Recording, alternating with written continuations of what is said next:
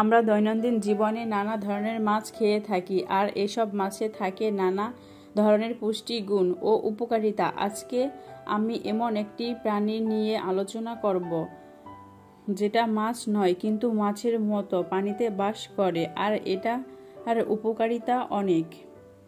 আর এটা হলো কুইচা মাছ। পানিতে বাস করে বলে একেও মাছের কাতারে ফেলা হয়। আজকে আমরা কুইচা মাছের উপকারিতা সম্পর্কে আলোচনা করব।